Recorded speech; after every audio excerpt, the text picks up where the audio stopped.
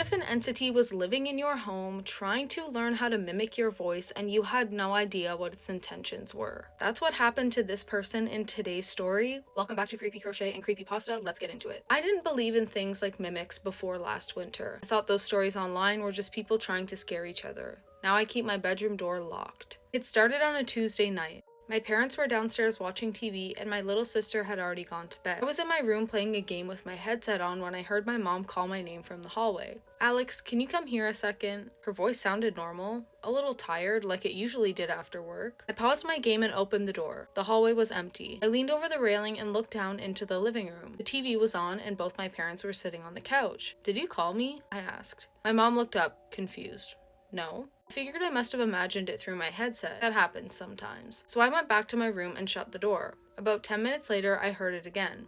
"Alex, Alex." This time the voice came from right outside my door. I froze. It sounded exactly like my mom. Same tone, same way she stretched the A in my name. But something felt wrong. I can't explain it well. It was like when someone sends you a voice message with bad audio. Technically the same voice, but slightly off. I walked to my door and put my hand on the handle. "Yeah?"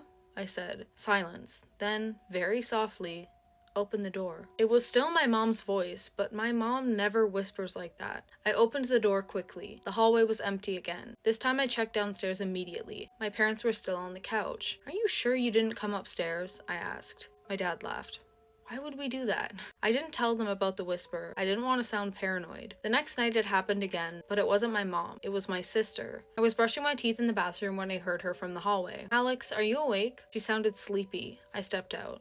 "Yeah, what's up?" No one was there. I walked to her room and pushed the door open. She was asleep. Completely asleep. Her nightlight was on and she hadn't moved. That was the first night I felt actually scared. Because when I walked back into the hallway, I heard something behind me. A quiet shuffle. Like someone stepping backward around the corner. I ran back to my room and shut the door. After that I started noticing other things. Voices when no one was nearby. Footsteps stopping the second I opened a door. Once I heard my dad call from the basement. "Alex, come help me." But when I got halfway down the stairs, the basement light was off, and my dad walked in through the front door behind me. "Why are you standing there?" he asked. I didn't answer. That night I started locking my door. Things were quiet for a few days after that. I almost convinced myself I imagined everything. Then Friday night happened. It was around 2:30 a.m. I woke up randomly and checked my phone. The house was completely quiet. Then I heard my own voice from the hallway. "Mom?" It sounded exactly like me. Same pitch, same way I say the word. I sat up slowly in bed. Then it said it again. "Mom?" The voice was closer to my door now. My heart was beating so loud I could hear it in my ears, and then I heard my bedroom doorknob move. Just slightly, like someone was testing it. The lock clicked softly but held. There was a pause. Then my voice whispered through the door. "Why is it locked?" I didn't answer. I couldn't move. A few seconds passed. Then the whisper changed. Not into another voice, into something that sounded like someone trying to remember how voices work. My mom's voice. "Alex?" My sister's voice. "Open the door." My dad's voice. "Everything's okay." Then my own voice again, right against the door. "Let me in." I didn't sleep at all that night. Eventually the footsteps moved away. In the morning I opened the door. The hallway looked completely normal, but on the wall next to my door there were faint fingerprints, too long and too thin, like someone had been leaning there for a while, listening. The weirdest part is what happened yesterday. My mom asked me a question at dinner. "Alex, why were you calling me from the hallway at 3 in the morning?" I felt cold instantly. "I didn't," I said. She frowned. "You did. I heard you say, 'Mom?' Twice." My dad nodded slowly. "I heard it too." I didn't tell them what I heard outside my door, because I'm starting to realize something. Whatever is in our house is still practicing, and sometimes at night, from somewhere in the hallway, I hear it quietly repeating my name, trying to get the sound right. What if you thought that you were home alone, but then you heard your mother's voice call out to you? Welcome back to Creepy Crochet and Creepypasta. Let's get into today's scary story. One day, I was home alone in my room. My sister was at her friend's house, and my mom and brother were visiting my dad in the hospital. It was around 6 o'clock, just starting to get dark, when I heard my mom calling my name, which was really weird because I definitely would have heard her come in and walk up the stairs. Another weird thing is she called me my full name, Ruby, which is strange because she always calls me Rue or Ruru, never my full name. But I answered anyway, pushing past the uneasy feeling. "Yeah, Mom?" She replied, "Are you hungry?" I said no, I had already eaten, but she asked again, "Are you hungry?" I was starting to get a bit freaked out, so I asked, "Mom, are you okay? When did you get back?" But all she said was, "Come out so I can make you something to eat." She just kept repeating that over and over. At that point, I was sure this wasn't my mom, or even a person, so I just sat with my back against the door and called my mom. And I swear, the minute she answered and I heard her real voice, the mimic stopped. The uneasy feeling just lifted off my chest. I asked her, "Where are you? Are you home?" She said, "No, me and your brother are still waiting for the bus. See you soon, baby." That sent a shiver down my spine, because now I knew for a fact it wasn't her and I was still home alone. I never told my mom what happened because she had some terrible experiences with the supernatural before, but I did tell some friends and my sister. None of them truly believed me. This is still the most terrifying thing that has ever happened to me. Thank you for reading my story.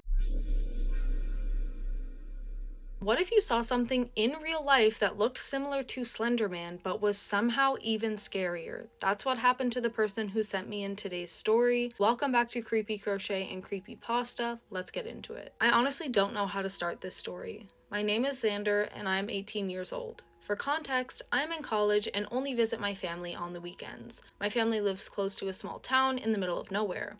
We are surrounded by trees and woods that go on for many acres. We live on a back road 2 miles away from a highway. This started a few years ago. I was maybe 14 or 15. I got used to the sounds, but looking back, they were kind of creepy. I would hear wood creaking, the door of the laundry room creaking in the middle of the night, and sometimes footsteps. After I left for college, a weight felt like it was lifted off of me when I slept. One time, when I was visiting in the early start of college, I was laying in my bed while on FaceTime with my girlfriend. She was already asleep, and I was scrolling on TikTok and falling asleep. Suddenly, as I was about to fall asleep, I jerked awake. It felt like something was watching me, and my brain somehow knew that. I turned around and turned my flashlight on. Nothing was there. For more context, I sleep with my closet door open and my room door closed because I have a kitten. My kitten was already asleep, so it wasn't him. I also have a lava lamp in my room, so I turned it on to be able to sleep better. But every time I was about to fall asleep, I would jerk awake feeling like something was close and watching me. I left the next day since it was Sunday and I had class on Monday. This continued to happen even in college sometimes, but every time I visited home it would happen more. Rewind to a few weeks ago from right now. We were driving in the dark after being out all day. We were on our dirt driveway driving in. As we were driving, for a quick second, I saw this entity-like thing. It wasn't a person and it wasn't an animal. It looked tall and faceless, kind of like Slender Man, but it wasn't him. It made my heart stop and drop to my stomach. No one else saw it because no one else looked scared or reacted to it. At night, as I was laying in bed trying to sleep, I literally could not sleep at all. I tossed and turned, but every time I closed my eyes, I felt something watching me. It was terrifying because I didn't know what it was, and I still don't. Sometimes I get quick images in my mind that show what seems to be a mimic behind me watching me. My bed is in the corner of my room, with the wall to one side and the rest of my room to the other side. Even when my back was to the wall, it still felt like I was being watched from behind, like it was staying behind me whenever I turned. I eventually fell asleep somehow that night. But every night since then, I haven't been able to sleep well or without some sort of light in my room. Even when I stay at college, I sleep fine. And even when I'm at my girlfriend's house, I sleep fine as well. I don't know what's scarier, not knowing what's watching me or knowing that something is watching me. Living in the middle of nowhere is not easy because there's literally nothing but trees and animals. Yeah, no. Thank you to this person for sending me your story. If you want to send me your scary story, you can email it to me at lydslunacysubmisions@gmail.com. That's enough for today. Thank you so much for watching this episode of Creepy Crochet and Creepypasta, and I'll see you in the next video. Bye!